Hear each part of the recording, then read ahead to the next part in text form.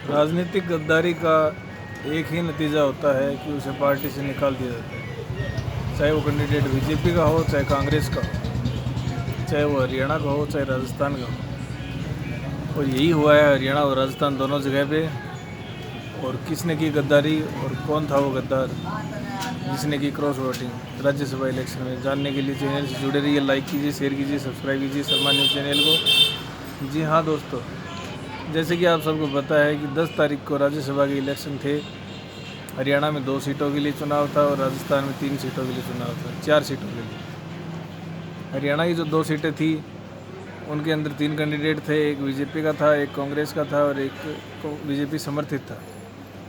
राजस्थान की 4 सीटों पे 3 कांग्रेस के कैंडिडेट थे, एक बीजेपी का था और एक बीजेपी समर्थित था। दोनों ही स्टेट में खेला हुआ, स्टेट गवर्नमेंट हावी रही और दूसरी पार्टियों की नहीं चली। जी हाँ दोस्तों, जैसे कि पहले अगर बात करते हैं हरियाणा की, तो हरियाणा में क्रॉस वोटिंग की चौधरी कुलदीप बिश्नोई ने।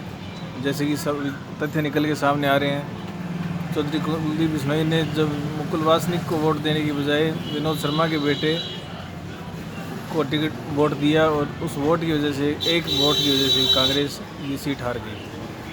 कांग्रेस मात्र एक वोट की वजह से ये सीट हार गई दोस्तों, राज्यसभा का चुनाव हार गई। अगर एक वोट और आया होता तो कांग्रेस का राज्यसभा मेंबर मुकुल वासनिक बन जाते, परंतु ऐसा नहीं हुआ दोस्तों। और विनोद शर्मा के बेटे हैं वो राज्यसभा से हरियाणा से चुन के गए हैं और दूसरे कृष्णलाल कुमार बीजेपी के कैंडिडेट थे, वो जीते।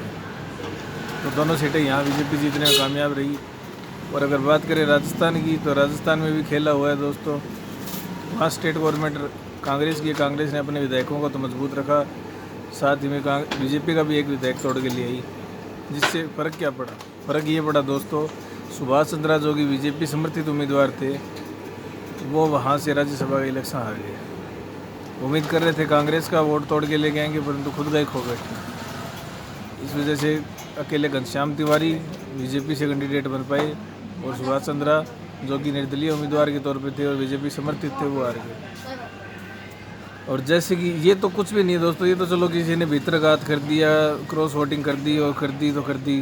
पार्टियां पहले ही से सहन भी कर लेती थी, क्रॉस वोटिंग होगी कोई बात नहीं, विधायक तो हमारा है ही।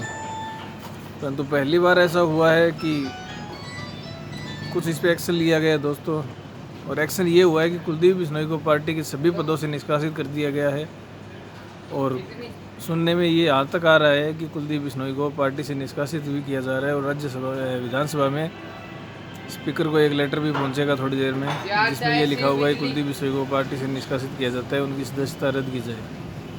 और ऐसा ही कुछ बीजेपी ने राजस्थान में किया है। बीजेपी के जिस विधायक ने ये क्रॉस वोटिंग की थी, उसका वोट भी रद्द कर दिया गया दोस्तों, और उसकी भी पार्टी से निष्कासित कर दिया गया है। दोनों स्टेटों में ये हुआ है और ये मेरे हिसाब से तो अच्छा ही हुआ है दोस्तों। जो पार्टी से गद्दारी करी, पार्टी चाहे कोई भी हो, चाहे राजस्थान में बीजेपी हो, चाहे हरियाणा में कांग्रेस हो, अगर कोई पार्टी की नीतियों से अलग हटके खुद की नीति बनाना चाहता है, जैसे कि पंजाब में सिद्धू साहब बना रहे थे, तो उन्होंने वहाँ नैया डुबोई। तो जो गद्दार होते हैं वो चाहे किसी भी पार्टी के, उनको पार्टी में नहीं रखना चाहिए, उनको पार्टी से निकाल देना चाहिए। और यही हो रहा है दोस्तों। तो कुल मिला के बात ये है कि राजस्थान की 4 सीटों में से 3 बीजेपी ने जीत ली, 3 कांग्रेस ने जीत ली और एक बीजेपी के घनश्याम तिवारी ने जीत ली। कांग्रेस के रणबीर सुरजेवाला जीते हैं और हरियाणा के अंदर कृष्णलाल कुमार जीत गए और विनोद शर्मा के बेटे जीत गए, कार्तिकेय शर्मा। ठीक है दोस्तों, धन्यवाद। चैनल को लाइक और सब्सक्राइब कीजिए, शेयर कीजिए इस वीडियो को, ताकि हम और मोटिवेट होकर और वीडियो बना सकें। थैंक यू दोस्तों।